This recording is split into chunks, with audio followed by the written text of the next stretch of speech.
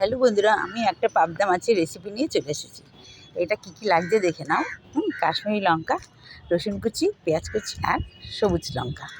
আচ্ছা, এইটার রেসিপিটার নাম হচ্ছে রেড হট পাবদা। আচ্ছা, পাবদা মাছগুলোকে আমি নুন হলুদ মাখিয়ে 6 পিস নিয়েছি। ভালো করে সর্ষের তেলে ভেজে নিলাম। ভেজে নিয়ে ওই তেলে রাঁধুনি ফোড়ন দিলাম।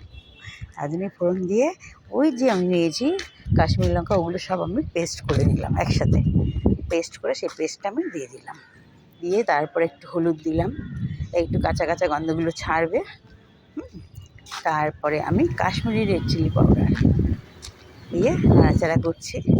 এটা খুব টেস্টি, খুব ভালো। দেখলে নুন দিলাম তারপরে, দেখলে মনে হবে প্রচুর ঝাল, আসলে ঝাল নয়, খুব টেস্টি, খেতে দারুণ লাগবে। প্লেন ভাতের সঙ্গে তোমরা এটা খাবে। আচ্ছা, এটা দেখো। তারপরে আমি একটু এক সাইডে গরম জল করে রেখেছিলাম, গরম জলটা আমি দিয়ে দিলাম। গরম জলটা দিয়ে তারপরে একটু নাড়াচাড়া করে পাবদা মাছগুলো দিয়ে দেবো। পাবদা মাছ এতে বেশি সময় লাগে না, একটুতেই হয়ে যায়, ঢেকে দিলেই হয়ে যাবে। তারপর নামিয়ে ফেলবে। এই দেখো, আমার রেডি হয়ে গেল রেড হট পাবদা। রেসিপিটা কেমন লাগলো তোমরা জানাবে। আর পারলে সাবস্ক্রাইব করে দিও। কেমন, বাই।